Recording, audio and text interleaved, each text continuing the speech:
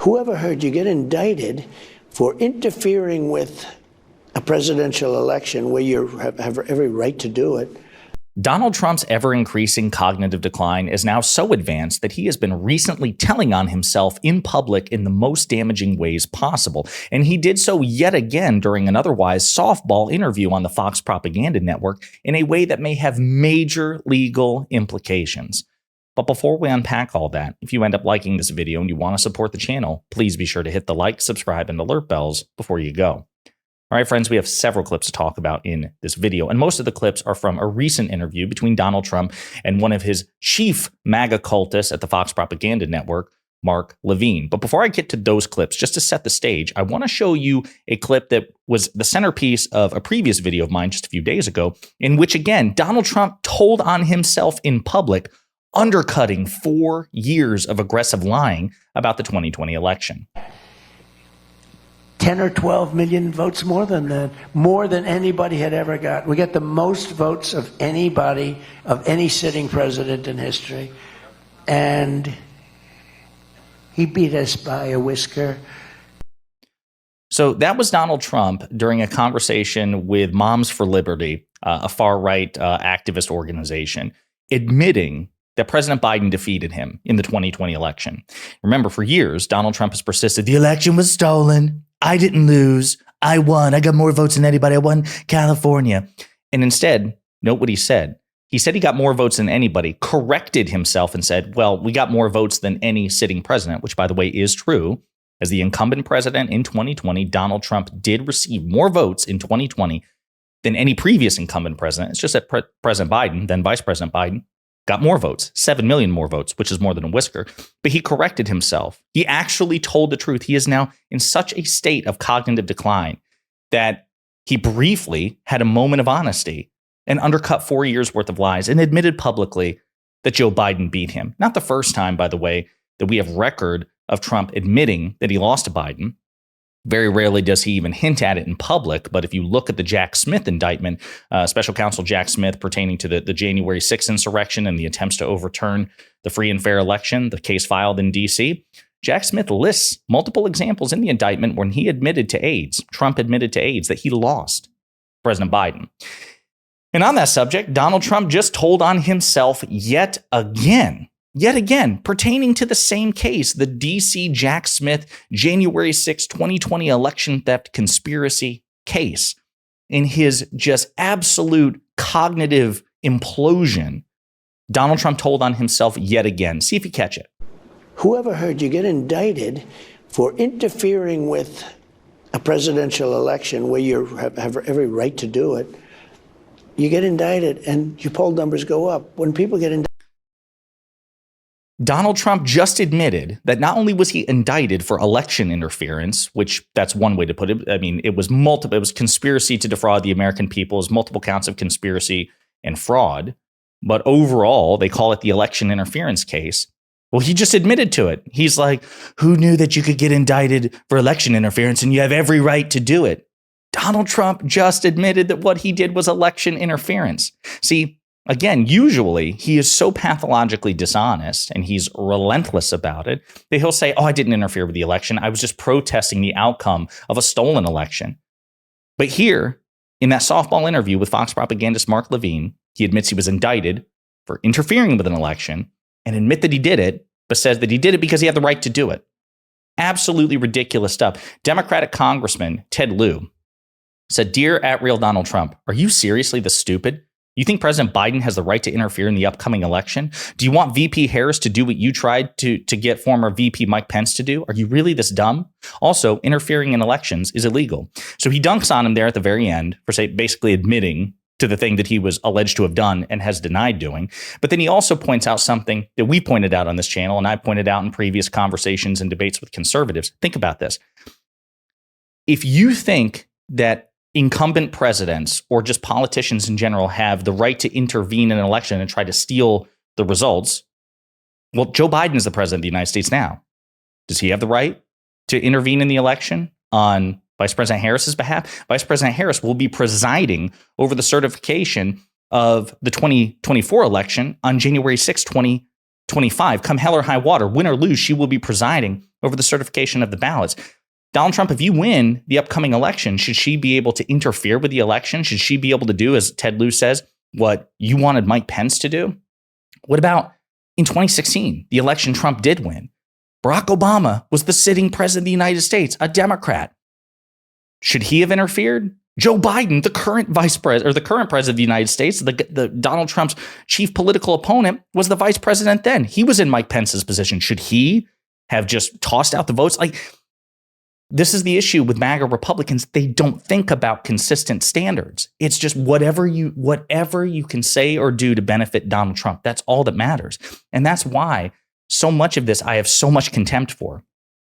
And I encourage others to have contempt for it too.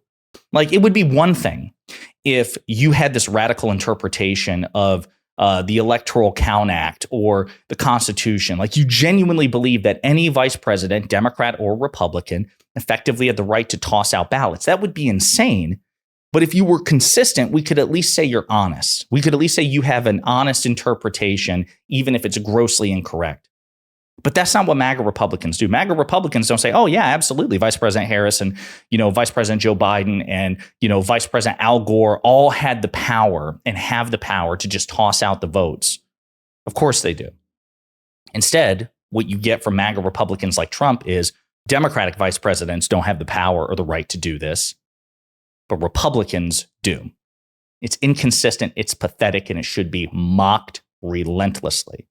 And if you actually go on Twitter, social media, people are quote tweeting this and they're having a field day with Donald Trump's stupidity on this topic. But wait, there's more, as a matter of fact, from this conversation with Mark Levine. So that was the biggest one, in my opinion, the terms of the almost verbatim confession. Yeah, I interfered with the election. I had the right to do it. That was the worst of it. But there were plenty of other stupid moments from this Mark Levine interview. Now, this is the United States. When it came to Hillary, you remember they subpoenaed her stuff and she bleach bit. That's where it's basically acid. Now, this is. So Donald Trump is under the impression that, and he's done this before, he has used BleachBit as a software tool, which will scatter the remnants of deleted emails, deleted files from a hard drive, because according to computer experts, even if you delete something, there are still traces of code and things in your hard drive. Well, BleachBit is a software that people can use to totally scrub your hard drive, but it's not. It's software. It's not acid. Donald Trump is always under the impression that that she dunked the hard drive in acid, and Mehdi Hassan, progressive commentator, has pointed this out. What's worse, that he moronically says an email deletion program is acid because the name sounds acidic, or he keeps saying it years after he has been publicly and repeatedly corrected on it. His brain is broken. And indeed it is. Some other standout moments include Donald Trump actually being concerned about the well-being of his ex-vice president, Mike Pence, but under circumstances that might surprise you. But I agreed to all these things that I normally wouldn't agree to. Now they have Kamala, who they say has many deficiencies, but she's a nasty person. The way she treated Mike Pence was horrible. The way she treats people is horrible. Interesting. So think about that. Donald Trump, he's referring to the upcoming presidential debate on September 10th with Vice President Kamala Harris on ABC. And he says the vice president has so many deficiencies, but Trump's team is the one who wants to keep the microphones muted, because they're worried that Trump will be Trump and he will just impulsively heckle and interrupt and lose support among viewers, which is what happened in 2020 when he did it against President Biden. That's Trump's team. Then he talks about how nasty she is and how nobody likes her and she mistreats people. I should remind you, my God, if we spent the time talking about the number of people who used to be close Trump supporters, either in the entertainment industry or in politics, who have since come out and opposed him because of his terrible personality and his authoritarianism, basically his treatment of both his staff and, more importantly, the American people, we'd be here all damn day. And just again, talking about the personal insults, these things are not doing well for him in the polls. I understand that that's his impulse. And new advisors, returning former advisors like Corey Lewandowski, are feeding that vicious impulse in him. Just attack, and not on substance, attack personally. and it will reflect an electoral victory. The polls don't reflect it. It didn't help him in 2020. It's not helping him right now in the polls in 2024. So I'm glad he's doing it because it's going to help undermine his chances of victory. But just really weird stuff. And also, again, you're concerned for Mike Pence because you think the vice president was rude to Mike Pence in their 2020 vice presidential debate.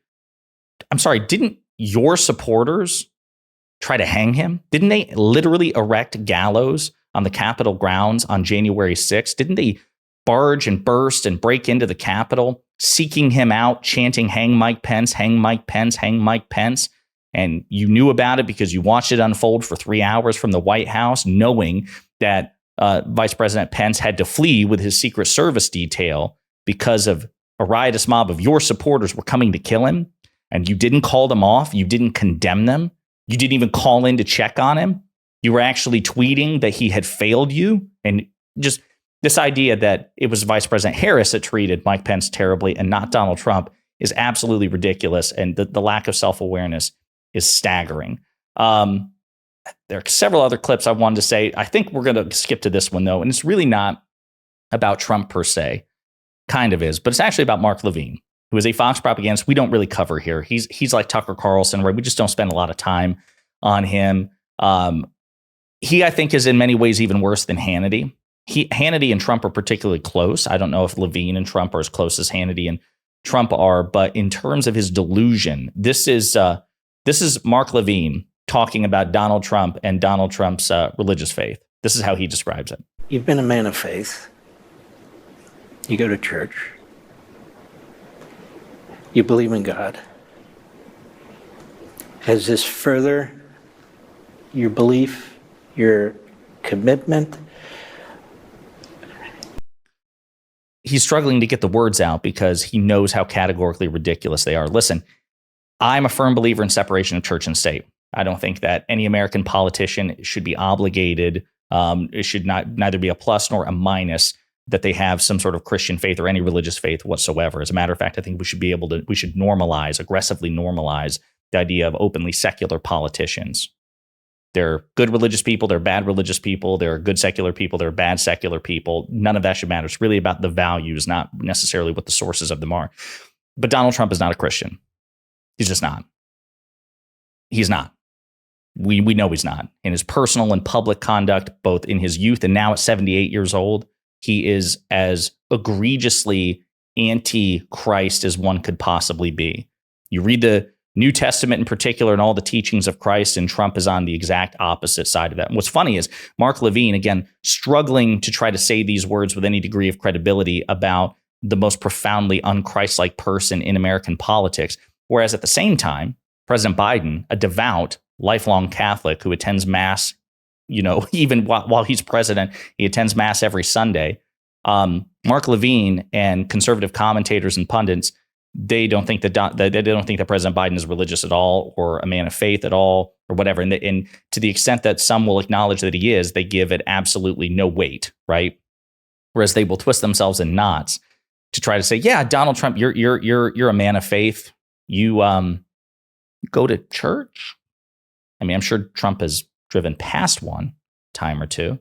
But it's just so funny to me that that's how pathetic this MAGA movement is in this respect. Is it's not enough to simply support Trump. It's not enough to say, hey, listen, no, Trump isn't a Christian. Obviously not personally. I think he's a terrible, terrible, terrible, despicable person. However, I'm voting on policy. That's also kind of ridiculous to say that as a Republican, given Trump's terrible record. But you could justify it so much better, maybe not sufficiently, but better than saying, actually, yeah, I'm voting for Trump, not only because of policy, but because he's a man of deep faith and conviction. The only conviction that Donald Trump has are the 34 handed to him by the New York penal system, the New York legal system. So anyway, I just thought that clip was particularly cringe.